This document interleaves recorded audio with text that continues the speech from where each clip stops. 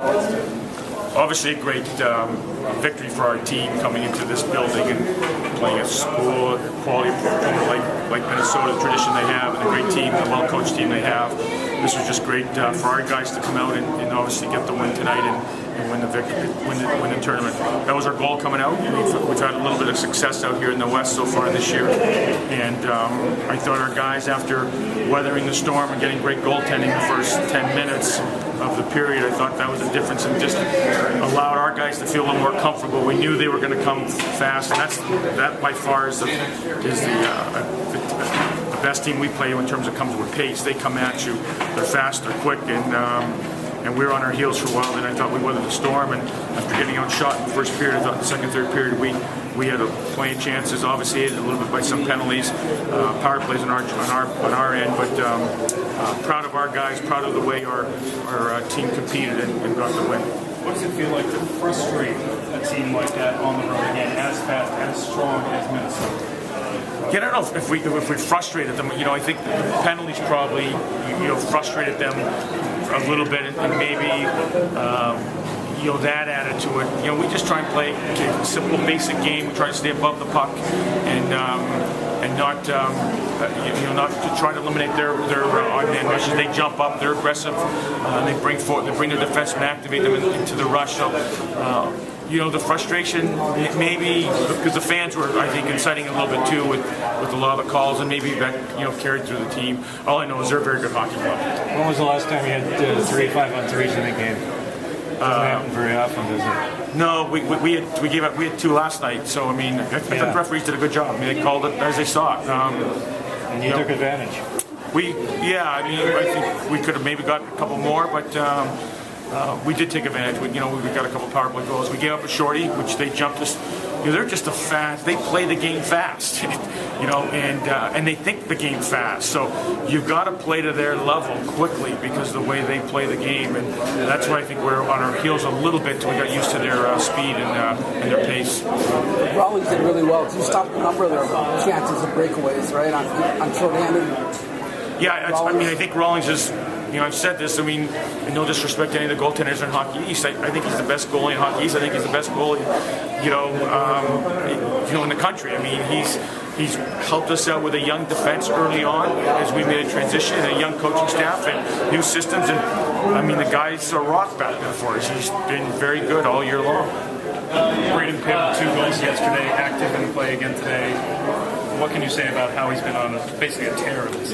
Well, he's played well, and he's offensively. We all see the numbers, so everything always gravitates towards numbers. But he's played well, defensively. He's out there killing penalties, and I think our 2 top lines offensively are producing for us, and you saw that again tonight.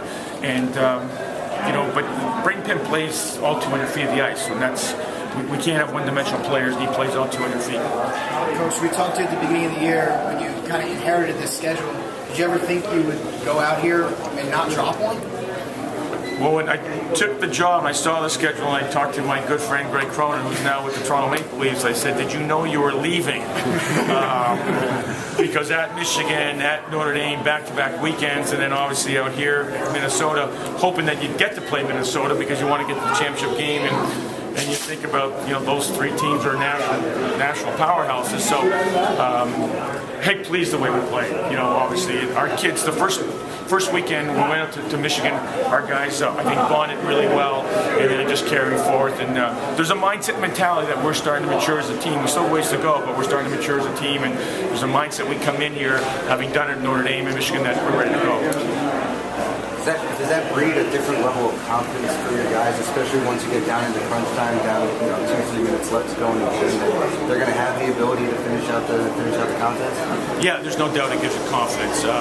We just got to make sure we always play 60 minutes. You saw at the end we gave up a goal, which we didn't want to give up, and I think we lacked a little focus. And this game's played 60 minutes because although they scored with 17.9 seconds left, if they get a face-off, it goes back in our zone. Now all of a sudden they've got a chance. There's plenty of things that happen in hockey, so you've got to play 60 minutes, and but the confidence level is certainly there. 10 points in your last 6 games, 2 goals last night, tournament MVP. If you could put into words what this game means as a team to win it. Thank you. It's a good tournament to win. You're playing against one of the top teams in the nation, and for me personally, I'm playing with my teammates and my two line mates, and they make it easy for me to get those points. So it's all about, it's a good team win, especially against a good team like Minnesota. A lot different atmosphere tonight than you played in last night, and probably a lot different atmosphere maybe than you play normally out east. The crowd's a little bigger out here, the rink's a little bigger out here. Yeah, actually, right off the bat, they came out flying. They were playing really well, and it kind of caught me off guard. Like personally, they were a pretty fast team. Kind of had me on us and our team on our toes. So, but it was nice playing against a good team like that, and in such a nice building like this in front of so many fans. You guys did kind of get off to somewhat of a slow start, but you rebounded in the second period nicely. What do you think was the difference between the two periods?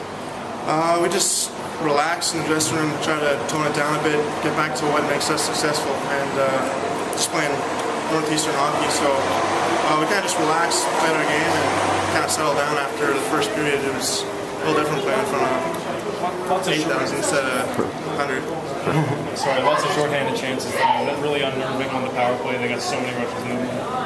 Yeah, they're a quick team. They're offensive minded, and the way they seem like they got more opportunities than us on the penalty kill than we did on the power play. So they're a dangerous team, and we got pretty lucky going on to win. So. Power play has been an Achilles heel all year for you guys. What's it mean to get two big goals like that in the 5-on-3? Before we went out there, I told Verme he's going to score. He had a pretty good opportunity right before that too. So it's a good confidence booster for our power play and for us as a team to be able to put a team away on the power play. Talk to your coach about this, but you look at the schedule, you see you're facing Michigan, Minnesota, Notre Dame. How does it feel to come out here and not drop a game? It's nice, of course. Princeton played us a pretty tough game earlier and kind of got a little cocky there personally in the shootout. Took it for granted, but luckily we came out with a win there, and it's pretty big for us to come out with a victory here. I think Justin's kind of an unsung hero for playing the shootout go home after you guys all missed. Well, we have so many good players behind me. I knew I was shooting first, so I thought I was pretty confident that they'd put it away if I didn't. So I always knew he was going to shoot 5-hole, so we're pretty confident with all our shooters.